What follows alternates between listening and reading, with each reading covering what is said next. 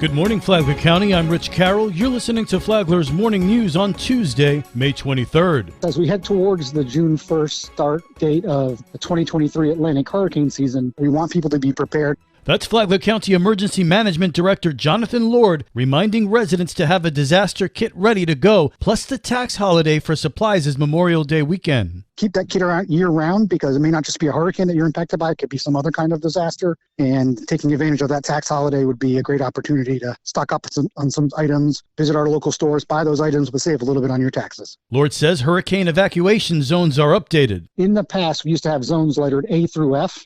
So we looked at better ways to communicate the evacuation zones to the public. And since we have some new technology available to us that allows us to drill down to evacuations by neighborhood, we've now merged the old zones together. The old A through E got merged together with a little bit of expansion of the northern part of Palm Coast out to Belterre. We've included some new areas as well. But we call that entire area from there all the way to the coast a potential hurricane evacuation zone. It would be very unlikely that we'd actually evacuate that entire zone. But instead, if you live in a neighborhood in that zone, you should be prepared that you may have to evacuate. But when the time comes and we order evacuations, we would do it by your neighborhood. Emergency management is also moving away from closing the coastal island bridges in most circumstances, and instead will be providing more proactive public communications about when it is not safe to be on the road or bridge access is limited. Emergency Management Director Jonathan Lord will make an appearance on WNZF's Free For All Friday in the coming weeks to keep the community informed on hurricane season. This local news is a service of Flagler County's Toyota dealer, Beaver Toyota US 1 St. Augustine, here to wow you. The Palm Coast City Council is holding a special budget workshop meeting this morning. The Palm Coast City Council meets regularly to discuss and vote on official city business. These meetings are open to the public, and Palm Coast residents are strongly encouraged to attend. Increasing public engagement helps build a stronger sense of community.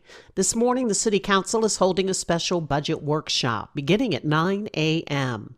Brittany Kershaw is the Director of Communications and Marketing for the City of Palm Coast. This particular meeting is an opportunity for several of our larger city departments to give overviews of their current status and any expected needs to maintain those levels of service going into the next fiscal year. Each city department plays a vital role in helping to shape the next budget. Presentations will include the Financial Services Department, Parks and Rec, Public Works, Stormwater, and Engineering, and the Utility Department. For Flagler's Morning News, I'm Karen Johnson.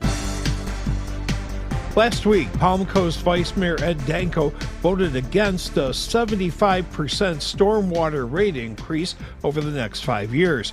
Danko said he would never vote for any tax increase, and he was asked if that's a non-negotiable position. If we go through, make all of the cuts that we can make, which there's a lot of waste.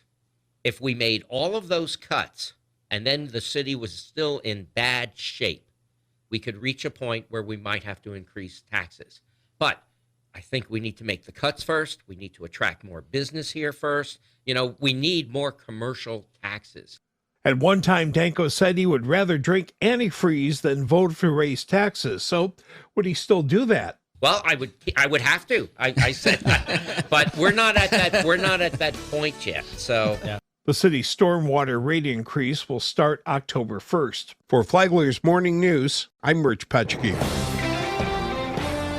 What is the number one cancer of women? Carmen Frawley of the Florida Health Department, Flagler, said it is breast cancer. She said on a recent episode of Flagler Health Matters that it is a terrifying prospect that 1 in 8 women will have breast cancer in their lifetime. Certain populations have a higher risk with genetic factors, possibly if there's known other relatives in the family with it, it's possible that they have a genetic predisposition to breast cancer. When should a person get a mammogram to help find breast cancer? Frawley said that's between 40 and 45 years old. The younger age would be for somebody who had a family history of a first-degree relative. So that would be mother, sister. She said that breast cancer could lead to other cancers. Listen to Flagler Health Matters on WNZF every Saturday morning at 11:30 or anytime on the Flagler radio app. Tomorrow, women's mental health issues. From the WNZF newsroom, I'm Deb Albertson. And now you're up to date on Flagler's Morning News. I'm Rich Carroll.